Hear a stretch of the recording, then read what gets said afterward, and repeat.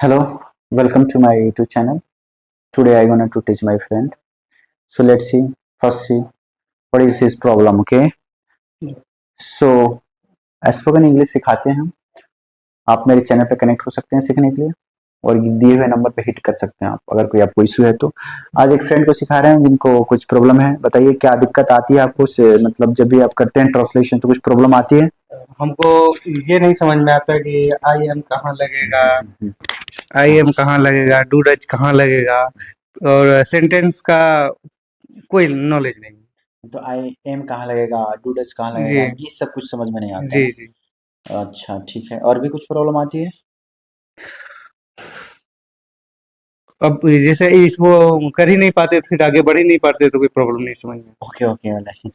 तो इनको सबसे बड़ी बात है कि प्रॉब्लम समझना होता है। पर्सन टू पर्सन प्रॉब्लम अलग अलग होता है। इसको समझे बिना हम एक साथ ग्रुप में 100 लोगों को पढ़ा दे तो कुछ को समझ आएगा कुछ को नहीं आएगा। इनका प्रॉब्लम है इज एम आर और डू डज समझ नहीं आता कहाँ लगाए तो सेंटेंस गलत बना लेते हैं या सामने वाला कोई बोलेगा तो भी समझ में भी फिर भी नहीं आएगा। तो सबसे बड़ी प्रॉब्लम जो इनको मुझे देखने में लगी है कि हेल्पिंग वर्ब समझ नहीं पा रहे हैं। क्या हेल्पिंग वर्ब भी नहीं समझ पा रहा है, मतलब वर्ब भी इनको समझ में नहीं आता होगा। तो जब ये समझ में नहीं आएगा तो फिर कैसे ये रख ही नहीं सकते अच्छे किसी भी स्ट्रक्चर को आप फॉलो करेंगे पर ट्रांसलेशन गलत होगा, आप बोलेंगे तो गलत भी बोलेंगे, सामने वाला क्या बोल रहा है वो भी समझ में नहीं आएगा। तो डू डज आपको अगर पढ़े होंगे थोड़ा पता होगा। Do does helping present indefinite tense में यूज होने वाले हेल्पिंग वर्ब जो हमें हेल्प करता है। और is are am present continuous का हेल्पिंग वर्ब। उसी तरह वाज वेयर विल मिलेगा, आपको शुड मिलेगा, शैल मिलेगा, ये सब हेल्पिंग वर्ब है। तो हेल्पिंग वर्ब ना आने का मतलब वर्ब में भी इनको प्रॉब्लम होगी। तो मैं सोच रहा हूँ कि थोड़ा सा इनको हेल्पिंग वर्ब के बारे में बात करूँ, है ना। जैसे प्रॉब्लम ये भी है कि जो उसको देख रहे हैं तो पता नहीं माइंड में ऐसा हो रहा वो वर्डन पड़ रहा है कि ये फिर है और ये आएगा नहीं, जैसे अंदर से कुछ डर या तो फिर आपको अंदर से डर लग रहा है कि ए आएगा ये नहीं। लर्न नहीं हो पाएगा क्या या ओके, डेफिनेटली ऐसे फील होता है हमें जब भी गाड़ी सीखने जाते हैं शुरू में तो एक दो बार अगर पकड़ते हैं गिर जाते हैं तो जी वह हम नहीं सीख पाएंगे, ऐसे हाँ फील होता है। अंदर डर बना यस रहा इसमें भी ऐसे ही डर बना होता है कि जब भी हम देखते हैं शुरू में है। तो लगा अरे नहीं हो पाया, पर साइकिल चला लिया हम हाँ उसी तरह बाइक भी चला लिया हमने उसी तरह से सीखते हैं धीरे धीरे। हाँ तो थोड़ा कोई जल्दी सीख लेता है, अगर कोई ट्रेनर मिल गया तो, नहीं तो अपने से साइकिल को धीरे धीरे 6 महीने में सीखते हैं। कोई जी सिखाने वाला मिला तो बहुत जल्दी सीख लेंगे। बहुत जल्दी सीखना चाहते हो definitely hit the number on WhatsApp में। Okay, I will connect with you. अगर आप जल्दी सीखना चाहते हैं तो मेरे बैच को ज्वाइन करना चाहते हैं तो अदरवाइज आप नॉर्मली धीरे धीरे सीख सकते हैं। आइए, अगर स्पेशली फोकस चाहते हैं अपने ऊपर तो ठीक है। तो इनको वर्ब और हेल्पिंग वर्ब मैं अभी सिखाऊंगा और इसके बारे में थोड़ा इनको बताऊंगा ताकि इनको प्रॉब्लम में थोड़ा सोल्यूशन मिले। चलिए, तो हेल्पिंग वर्ब की बात मैं कह रहा हूँ। वर्ब एक तरह से होता है, वर्ब का मतलब होता है क्रिया, काम करना। क्या काम करना, उसको मेन वर्ब बोलते हैं। जैसे खाना, खाने का काम हो रहा है। पीना, रोना, हंसना, ये काम हो रहा है। इस काम को हम क्या बोलते हैं? Main verb. क्या बोलते हैं? Main verb. इस मेन वर्ब से पहले जो आता है, इस मेन वर्ब से जो पहले आता है वो हेल्प करता है। क्या होता है? हेल्प करता है सेंटेंस को बनाने में। हेल्प को करता है सेंटेंस को बनाने में। ऐसे वर्ब को बोलते हैं हेल्पिंग वर्ब। क्या बोलते हैं? हेल्पिंग। जैसे कुछ वर्ब पहचानने के लिए आप याद कर सकते हैं, जैसे डू डज क्या है? डू और डज, ये क्या है? Helping verb. और इज आर एम क्या है? इज, आर और एम, ये सब क्या है? Helping verb. उसी तरह से आपके पास वाज वॉर क्या है? वाज वॉर, ये सब क्या है? जैसे विल क्या? विल, शैल, और बी क्या? बी, बिन, ये सब हमारे पास हेल्पिंग वर्ब है। क्या है? जैसे और भी हेल्पिंग वर्ब आते हैं, कूड आता है, मॉडल के रूप में आते हैं, जैसे could, can, may, might, ought, should, ये सब क्या होते हैं? Helping verb. तो ये सारे हेल्पिंग वर्ब में कुछ आपको याद करना पड़ेगा, ठीक है। जैसे आप हेल्पिंग वर्ब की तरह काम करने के लिए आता है वुड। क्या?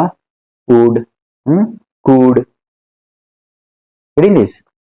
और जैसे मे, कैन, माइट, आउट,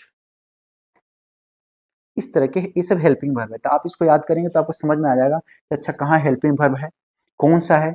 तो थोड़ा यूज करने में आपको दिक्कत ना होगी, डर भी खत्म होने लगेगा।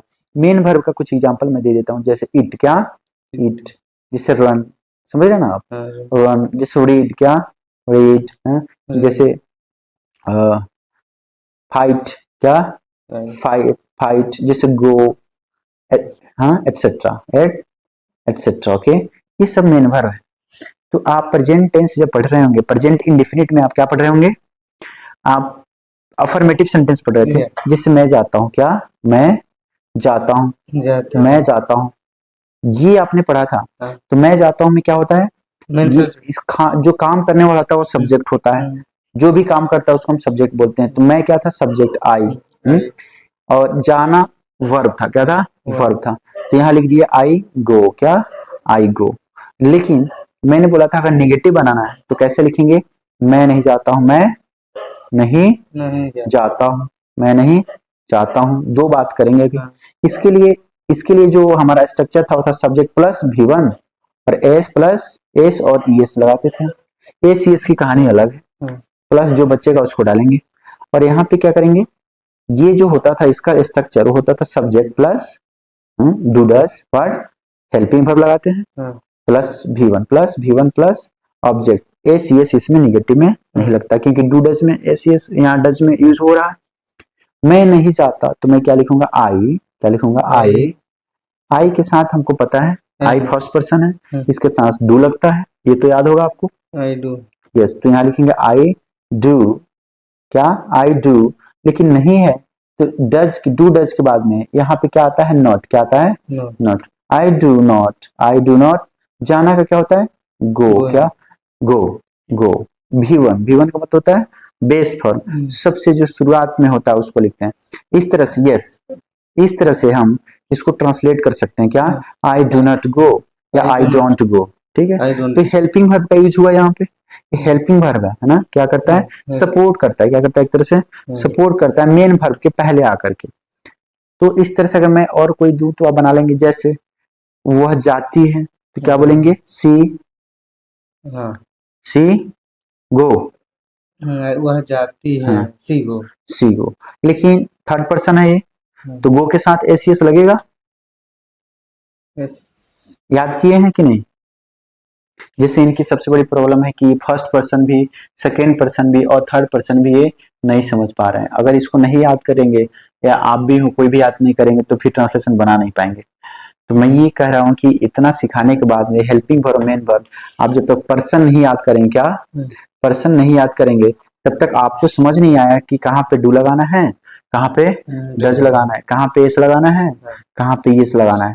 तो इसलिए आपको पर्सन समझना है, सब टेंस में पर्सन यूज होता है, इसलिए पर्सन आपको भी समझना चाहिए, है ना। तो आप पर्सन याद है आपको कुछ की नहीं, जरा कुछ बताइए तभी पता चले कौन कौन सा नहीं याद है। फर्स्ट पर्सन सिंगुलर बताइए। नहीं याद होता वो, उसमें क्या है, उसको देखते हैं ये समझ में आता है कि इसमें ये लगेगा, फिर उसको रिसीव नहीं होता। चलिए तो इसको हम प्रैक्टिकल में देखते हैं। फर्स्ट पर्सन आप के कौन है, आप। तो अपने आप को आप क्या बोलते हैं, मैं या आप, मैं। तो मैं क्या हो गया, फर्स्ट पर्सन, क्या हो गया, फर्स्ट पर्सन अकेले हैं, सिंगुलर हो गए। आपकी फैमिली, हम लोग, क्या, ये चलिए आपकी फैमिली भूल जाइए, हम लोग जो बैठे हैं क्या है, हम लोग हैं। हम लोग कितने हैं, सिंगुलर है, प्लुरल, प्लुरल। फर्स्ट पर्सन का हम लोग प्लुरल हो गए, क्या हो गया, हम लोग फर्स्ट पर्सन का प्लुरल। फर्स्ट पर्सन का सिंगुलर कौन हो गया, मैं। तो मैं ऐसे लिख सकता हूँ, पर्सन लिख सकता हूँ, यहाँ सिंगुलर लिख देता हूँ और यहाँ पे प्लुरल लिख देता हूँ। फर्स्ट पर्सन यहाँ लिखता हूँ, आई बोला आपने, प्लुरल में बोला, हम लोग का इंग्लिश होता है वी। आप आता है सेकेंड पर्सन, क्या, सेकेंड पर्सन। सेकेंड पर्सन मेरे लिए आप सेकेंड पर्सन देखिए, एक नंबर में दूसरा नंबर आप, या आपके लिए आप फर्स्ट पर्सन, मैं सेकेंड पर्सन। बात समझ रहे ना। तो सेकेंड पर्सन मैं हूँ तो मुझे क्या बोलेंगे, आप, क्या बोलेंगे। तो आप अकेले हूं मैं, तो इंग्लिश क्या होगा आपका,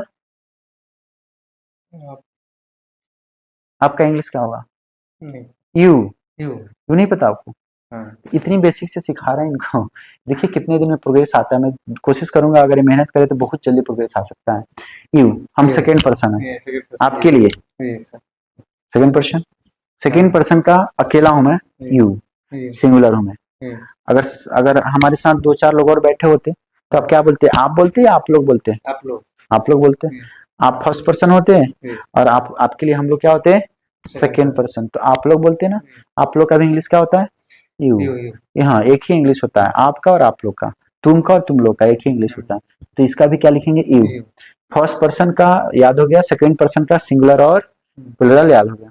थर्ड पर्सन मतलब बात करिए मोदी जी, नीतीश कुमार, जो हमारे सामने नहीं है, मेरे सामने, तो क्या ही, Modi ji is great man, Modi is not great man, हाँ, समझ गए? हाँ, मोदी जी की बात हो रही, तो हम क्या लिखेंगे थर्ड पर्सन के?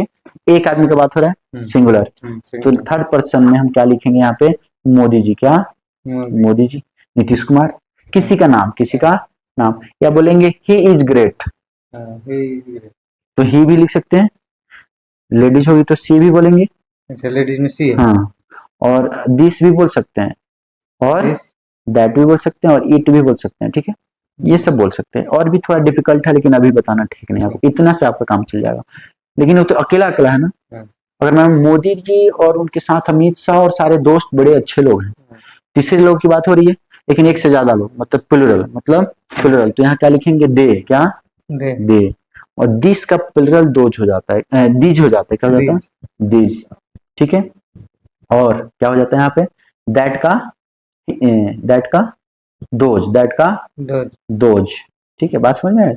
और वहां पे एक मोदी जी नहीं, एक से ज्यादा नाम, मोदी जी एंड केजरीवाल, हाँ, मोदी जी और नीतीश कुमार, मोदी जी, नीतीश कुमार, केजरीवाल, दो से ज्यादा। क्या? दो से, हाँ, तभी तो प्लुरल कहेंगे ना। हाँ, दो से ज्यादा नाम, तो यहाँ लिख देते हैं मोदी जी और नीतीश कुमार। क्या? नीतीश कुमार हाँ, एंड नीतीश कुमार। इस तरह की कहानियां होती है फर्स्ट पर्सन, थर्ड पर्सन और सेकेंड पर्सन में। तो आप अभी कुछ याद हुआ आपको? तो अभी मैं पूछूं, अगर आप बता देंगे तो ऑडियंस चकमका जाएगी, है ना? समझेगी ऐसे इतना जल्दी कैसे याद होगा जो इतने दिनों से आपको याद नहीं हो रहा था ना। तो जरा बताइए और बताइए, आपका टेस्ट है, बताइए। इधर देखिए मेरी तरफ, कॉपी के मत देखिए। फर्स्ट पर्सन है, हाँ, सिंगुलर, क्या होगा?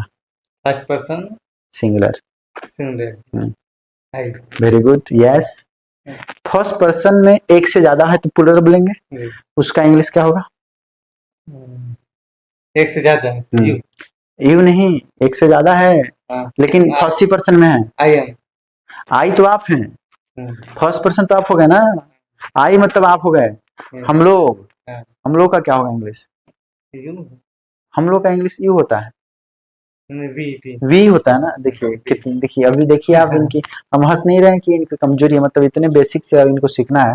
अगर ध्यान देंगे तो बहुत जल्दी सीख लेंगे, अदरवाइज बहुत मुश्किल होगा। We, we, okay. First person singular I, हाँ, first person plural we, we, ठीक है। सेकेंड पर्सन की बात हो रही है, जैसे आपके लिए मैं सेकेंड पर्सन हूँ, अकेला हूँ, तो सेकेंड पर्सन का सिंगुलर मैं हूँ आपके लिए, तो मेरा क्या होगा? You, you, very good. अगर मेरे साथ बहुत सारे लोग होते, प्लुरल होते तो यू, यू, वेरी गुड। मतलब सेकेंड पर्सन का सिंगुलर भी यू, हाँ, प्लुरल भी हाँ, यू, ओके। देखिए याद तो हो रहा है, देखिए कुछ प्रोग्रेस तो दिख रहा है, तुरंत दिख रहा है, ग्लूकोज पीने का असर दिख रहा है। थर्ड पर्सन का, थर्ड पर्सन माने हमारे सामने कोई है नहीं, हाँ, दुनियादारी कहीं जी रहा है उसके बारे में बात कर रहे हैं। हाँ, थर्ड पर्सन का सिंगुलर क्या होता है? एक एग्जांपल दीजिए, जैसे हमने एग्जांपल दिया था मिनिस्टर लोगों का। हाँ, जैसे जो यहाँ है नहीं, हाँ, उसको थर्ड पर्सन। थर्ड पर्सन, अगर अकेला हुआ तो सिंगुलर बोलेंगे, हाँ, अकेला हुआ सिंगुलर हो गया, हाँ, ज्यादा हुआ ज्यादा होगा तो जो प्लुरल बोलेंगे। plural। बोलिए एग्जांपल दीजिए थर्ड पर्सन सिंगुलर के, का एग्जांपल दीजिए। थर्ड पर्सन सिंगुलर हाँ, के, जैसे मैं कोई किसी का बोलिए ना। एक्टर्स है, अरे क्या, हाँ, अपना दोस्त यार किसी का नाम रखिए, आप बोलिए। जैसे हमारे अरुण जी, हाँ, हाँ, हाँ, और रवि जी, हाँ, अकेले अकेले। अकेले अकेले हाँ, हैं, हाँ, दोनों साथ में अरुण हाँ, जी, रवि जी, प्रवीण जी, तो अंतर, तो तो वो प्लुरल हो जाएगा, मतलब आप बात समझ गए ना। तो ही और सी किस में आएगा? सिंगुलर में आएगा थर्ड पर्सन के। ही हाँ, सिंगुलर में है, वेरी गुड, मतलब याद हो गई इनको है। तो चमत्कार हो गया आपके साथ में। अच्छा, दे किस में आएगा? सिंगुलर में या प्लुरल में? प्लुरल में आएगा। प्लुरल में आएगा, अब तो हो गया, ये तो सीख गए। कितने दिनों से समझ नहीं आ रहा था आपको? हमको काफी दिनों से समझ नहीं आ रहा था। दिनों से समझ में आया। तो इसमें हम कंफ्यूज, हम जैसे ही इसको देखते थे तो माइंड में ऐसा होता था कि लोड पड़ रहा है। लोड पड़ रहा है। हाँ, तो माइंड मतलब ऐसा होता है, एक्सेप्ट नहीं कर रहा माइंड मेरा इसको। अब एक्सेप्ट कर रहा है, हाँ, अब एक्सेप्ट कर रहा है। अब किसी को पढ़ा भी सकते हैं, हाँ, बता सकते हैं। एक बार इसको रिवीजन कर लेंगे तो एकदम कंप्लीट हो जाएगा ना। तो बताइए, कुछ कहना चाहते हैं क्या? पढ़ाई वढ़ाई ठीक ठाक हो जाएगा? आपको विश्वास है कि हाँ, आपका हमको ग्रोथ हो विश्वास जाएगा? है कि हो जाएगा। हाँ? हालांकि हम इस इंग्लिश से बहुत दूर भागते रहे, हाँ, और जब भी कोशिश किए तो हमको कुछ लगता था कि बहुत ज्यादा लोड पड़ रहा है, तो उसको वहीं छोड़कर फिर हट जाते थे, फिर कोशिश करते थे, मतलब पूरा कंसंट्रेशन से नहीं हो पाता था, ओके। पूरा फोकस नहीं कर पाते थे। फिर अभी ये चांस दोबारा आया है कि फिर दोबारा फोकस कर रहा हूँ। दरअसल ऐसे कोई टीचर्स नहीं मिले हमें, हैं जो हमारी समस्या को समझ सके और फिर उसको डिफाइन कर सकते हैं। बच्चे टीचर्स की बातें होती है कि टीचर्स पर्सनली टाइम नहीं दे पाते हैं किसी हाँ। को।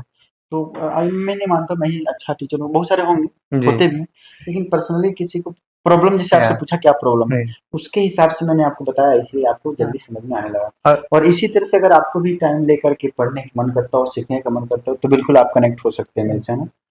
और फिर हम उसके अकॉर्डिंग आपको भी सिखा सकते हैं। जी। और बताइए, और कुछ कहना चाहते हैं?